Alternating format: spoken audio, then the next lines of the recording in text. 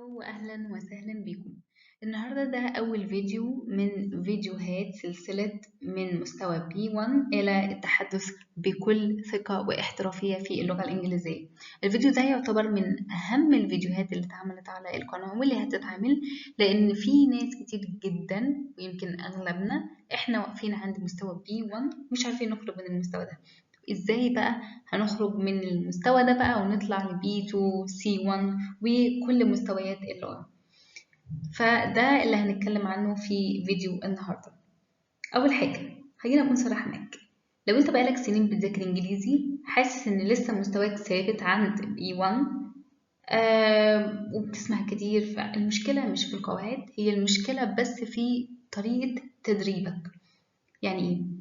في الفيديو ده هقولك 3 أسباب حقيقية مخلياك واقف مكانك، ولو فهمتهم كويس انت مستواك حرفيا هيتنقل نقلة تانية في اللغة.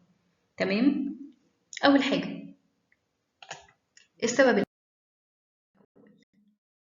الأول إنه مستوى B1 أصلا هو يعتبر من أخطر المستويات، لأن انت فاهم كويس، بتقرأ كويس، تقدر، انت هتعرف تتكلم عادي، فانت بتحس ان انت ما انتش وحش، لكن انت مش واثق قوي في اللغة اللي انت بتقولها، بتترجم في دماغك كتير، بتقف كتير في pauses كتير في وانت بتتكلم، حاسس ان انت برضو جملك بسيطة كلامك مش احترافي.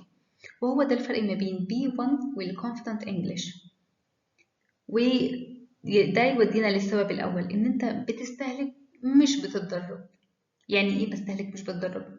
أغلب الناس بتتفرج على فيديوهات، بتحفظ كلمات إنجليش، بتسمع بودكاست، لكن هي مش بتتدرب أصلا. اللغة هي مش مجرد معلومات، مش مجرد knowledge أنا بحطها في ذهني. اللغة هي مهارة يجب أن تمارس. لو عمرك ما اتكلمت أصلا 3 دقايق متواصلين على بعض من غير ما توقف، أنت مستحيل أصلا مستواك ينتقل أصلا للنقطة اللي بعدها. طيب إيه الحل؟ الحل احنا مش هقول ومش هذكر المشكله بس، ما لازم يكون في حل.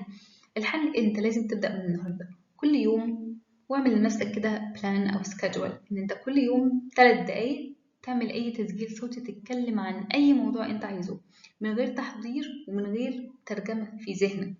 هتحس بصعوبة في الأول طبعا، هتحس بصعوبة بالغة لو أنت عمرك مجربت that's your first time إن أنت تجرب أصلا أنت تتكلم عن أي موضوع، ولكن ده حاجة طبيعية جدا، ولكن هو ده التدريب الحقيقي. ما تستهلكش معلومات وأنت أصلا ما جربتش إن أنت تنتج أصلا وتتكلم أصلا وتمارس اللغة، لأن اللغة مهارة مش مجرد معلومات بنكدسها في ذهننا وهنمتحن آخر السنة وهنحط المعلومات دي في ورقة الامتحان. لا، هي اللغة أصلا مهارة بتبنى، مش مجرد معلومات بتتحفظ. وده هيودينا للسبب التاني اللي مخليني أنا لسه واقف عند مستوى B1 ومش عارفة أتحرك. الترجمة العقلية. يعني إيه الترجمة العقلية؟ هو الترجمة العقلية إن أنا أترجم في ذهني هو يعتبر سبب؟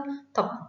أنت بتفكر بالعربي وبعدين بتترجم، ده بيخلي ردودك بطيئة جدا، جملك مكسرة مش كاملة، ثقتك في نفسك وفي الكلام اللي انت بتقوله هي قليلة جدا. فالمستوى الأعلى منك هو بيفكر مباشرة بالإنجليزي. طب ازاي أبدأ إن أنا أعمل زيه وأفكر بالإنجليزي؟ انت بدل ما تحفظ كلمة وترجمتها احفظها في جملة.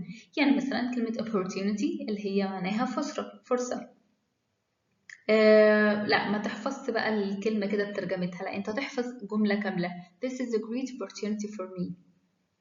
تحفظ الكلمة في جملة كاملة. ليه؟ لأن انت لازم تعود دماغك على ان هو يفكر بالانجليش مش بالعربي، مش تدور على معنى الكلمة في ذهنك وانا كنت حافظها كان معناها ايه فبتدور على معناها وتترجمها. لا، انت لازم تتعود تحفظ جمل مش كلمات.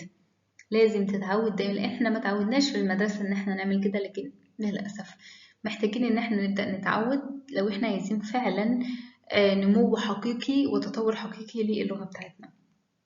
والسبب الثالث ان احنا بنركز على القواعد مش التعبير. يعني ايه؟ كتير جدا بيسألوني طيب انا المفروض اذاكر قواعد ايه عشان اعرف اعدي من مستوى B1؟ انت ما انتش محتاج قواعد للأسف، انت محتاج بعض الكلمات كده اللي هو اللينكينج ووردز، الopinion phrases، الconversation structures، انت محتاج كل دول. يعني بدل ما تقول مثلا I think it's good، no، انت ممكن تقول from my perspective، or you can say it's actually a very effective approach. في فرق كبير طبعا، لأن I think it's good it's very elementary level، فأنت محتاج إن أنت تعلي بقى من مستوى ال B1 ده، فتحفظ كلمات وعبارات محفوظة إن أنت إزاي تعبر عن رأيك، إزاي تطلب asking or request، إزاي تقول مثلا الاعتذار مثلا. كل الحاجات دي بيبقى ليها عبارات في الإنجليزية، فأنت محتاج إن أنت تحفظ العبارات دي وتمارسها بشكل مستمر، لأن هو مستوى مش لغوي بس، هو مستوى تفكير وتنظيم كلام. لو أنت فعلا عايز تطلع من B1، أنت لازم تحول تركيزك من تعلم اللغة إلى التدريب على استخدامها. حول تركيزك من إن أنت تتعلم اللغة إلى إن أنت تتدرب أصلا على إن أنت تستخدم اللغة دي. في السلسلة دي إن شاء الله إحنا هنشتغل خطوة بخطوة على إن إحنا نفكر بالإنجليزي، نزود مستوى الطلاقة، نقوي الجمل اللي عندنا، ونبني ثقة حقيقية أثناء الكلام، مش مجرد شرح قواعد، لا إحنا هنعمل فعلا تدريب عملي. لو حسيت إن الكلام ده أغلبه بيوصفك، فبليز اكتب لي في الكومنتس إن أنت جاهز إن أنت تبدأ معايا وتراجع مع نفسك، تقيم نفسك بشكل يومي، إن أنت تتكلم بشكل يومي كل يوم لمدة 3 دقايق عن أي موضوع بدون ما تجهز، بدون أي حاجة، أنت بس تفتح الريكورد وتبدأ تتكلم. في الحلقة الجاية إن شاء الله ندخل مباشرة في أهم نقطة، وهي إن إزاي أصلا نبطل نترجم في دماغنا وإحنا بنتكلم، وإن شاء الله ما تفوتهاش يا ريت، لأنها نقطة تفرق جدا، وسلسلة الفيديوهات بتبقى متتالية، وكل فيديو مبني على التاني. وأنا كده لحد الآن أنا خلصت، وأشوفكم إن شاء الله في فيديو قادم. بليز لو عجبك الفيديو لايك وسبسكرايب، واستناني في الفيديو القادم. باي.